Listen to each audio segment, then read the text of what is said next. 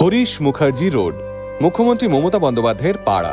অভিষেক বন্দ্যোপাধ্যায়ও এখানেই থাকেন। দক্ষিণ কলকাতার কালীঘাট অঞ্চলের এই হরিশ মুখার্জি রোড দিয়ে বহু মানুষই যাতায়াত করেন রোজ।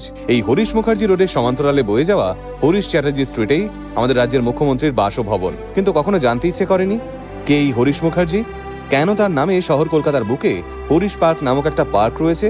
তাহলে চলুন ইতিহাসের পাতা ঘেঁটে জেনে নেওয়া যাক এই হরিশ মুখার্জির বিষয়ে। হরিশ মুখার্জি রোড, কালীঘাট ফায়ার ব্রিগেডের সামনে থেকে শুরু হওয়া এই রাস্তাটা শেষ হয়েছে সোজা এজেসি বোস রোড ফ্লাইওভারের কাছে। এই রাস্তার উপরেই দাঁড়িয়ে রয়েছে কলকাতার অন্যতম পুরনো Brahmo school, Gokhale memorial girls school. পাশাপাশি রয়েছে মিত্র ইনস্টিটিউশনের ভবানীপুর শাখা, যেখানে একসময় কেশবচন্দ্র নাগের মতো প্রথিতযশা অঙ্কের মাস্টারমশাইরা ক্লাস নিতেন। তবে এই রাস্তার অন্যতম গুরুত্বপূর্ণ ল্যান্ডমার্ক হল SSKM হাসপাতাল, যা এই রাজ্যের অন্যতম বৃহৎ পোস্ট গ্রাজুয়েট মেডিকেল কলেজ এবং মাল্টি ডিসিপ্লিনারি হাসপাতাল। ভারতবর্ষের অনেক পুরনো ইতিহাস লুকিয়ে রয়েছে এই রাস্তাতেই।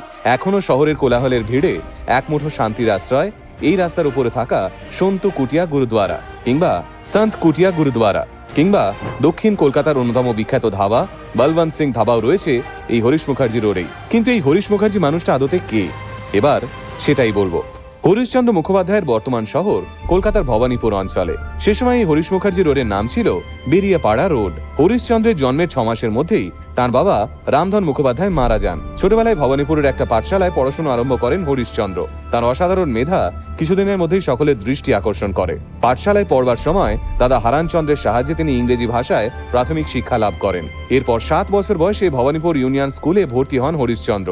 এই স্কুলে ভর্তির সময় হরিশচন্দ্রের মেধা দেখে স্কুল কর্তৃপক্ষ তাকে বিনা বেতনে পড়বার সুযোগ করে দেন। স্কুলে পড়ার সময় থেকে হরিশচন্দ্র নানা ধরনের দরখাস্ত লিখে এবং দলিলপত্র নকল করে অর্থ উপার্জন করা শুরু করেন। মাত্র 15 বছর বয়সে তিনি ডালহৌসি অঞ্চলে একটা নিলামদার কোম্পানিতে মাসিক 10 টাকা বেতনের চাকরি পান। কিন্তু হরিশচন্দ্রের ইংরেজি ভাষার উপর দক্ষতা এবং প্রবল মেধা তাকে অল্প কয়েক বছরের মধ্যেই মিলিটারি অডিট জেনারেল অফিসে চাকরির সুযোগ পাইয়ে দেয়। এরপর একটা সময় এমন আসে যখন প্রথম ভারতীয় কর্মী হিসেবে এই অফিস থেকে মাত্র 200 টাকা বেতন পাওয়া শুরু করেন হরিশচন্দ্র, এবং শেষ অবধি তিনি এই অফিস থেকেই মাসিক 400 টাকা বেতন পেতেন। হ্যাঁ, শুধুমাত্র নিজের মেধার জোরেই এই জায়গায় পৌঁছেছিলেন তিনি। কিন্তু হরিশচন্দ্রের পরিচয় কি শুধু একজন সরকারি কর্মী হিসেবেই সীমাবদ্ধ ছিল?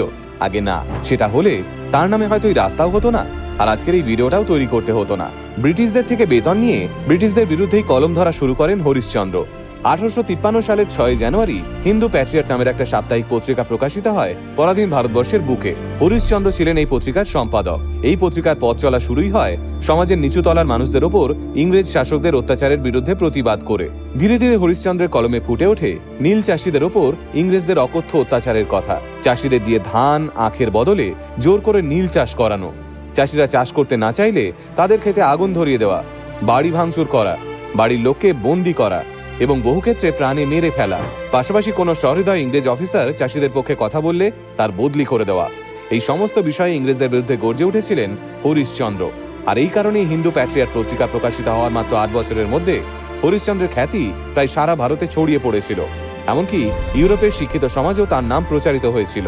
যেহেতু হিন্দু প্যাট্রিয়ট অনেক শিক্ষিত ইংরেজি পড়তেন এবং এই পত্রিকার পাঠক ইংল্যান্ডেও ছিল, তাই ইংরেজদের মধ্যেও নীলকরদের বিরুদ্ধে জনমত তৈরি হয়।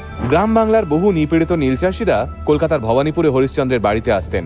অপরিচিত কলকাতার শহরে তাদের আহার এবং থাকার কোনো ব্যবস্থা না থাকায় তারা হরিশচন্দ্রের বাড়িতেই খেতেন ও থাকতেন। ফলে হরিশচন্দ্রের অনেক টাকাই এই মানুষগুলোকে আশ্রয় দিতে খরচ হয়ে যেত। হরিশচন্দ্র প্রতিটি চাষির ব্যক্তিগত সমস্যা শুনে তাদেরকে উপযুক্ত পরামর্শ দিতেন। এরই সঙ্গে 1855 সালে সাঁওতাল বিদ্রোহের সময় হরিশচন্দ্রের হিন্দু প্যাট্রিয়ট পত্রিকায় একমাত্র সাঁওতাল বিদ্রোহীদের প্রতি সহানুভূতি দেখিয়ে ইংরেজদের তীব্র বিরোধিতা করেছিল। পাশাপাশি বিধবা বিবাহ চালু এবং বহু বিবাহ প্রতিরোধেও কলম ধরেছিলেন হরিশচন্দ্র। কিন্তু শেষমেশ এই মানুষটার শরীরেই যক্ষা রোগ ধরা পড়ে। শোনা যায় অসুস্থ শরীরেও হিন্দু প্যাট্রিয়টের কাজ থেকে ছুটি নেননি হরিশচন্দ্র। অবশেষে 1861 খ্রিস্টাব্দের 14 জুন সকাল 9:30টার সময় মাত্র 37 বছর বয়সে হরিশচন্দ্র শেষ নিঃশ্বাস ত্যাগ করেন। প্রত্যক্ষদর্শীদের কথায় মৃত্যুর 3 মিনিট আগেও হরিশচন্দ্র জ্বরের ঘোরে চিৎকার করে বলেন, ওরে প্যাট্রিয়ট মেশিনে ওঠাসনি, প্রুফটা আরেকবার আমাকে দিয়ে দেখিয়ে তবে ছাপিস। হ্যাঁ, এটাই ছিল হরিশচন্দ্র মুখোপাধ্যায়ের মুখের শেষ কথা।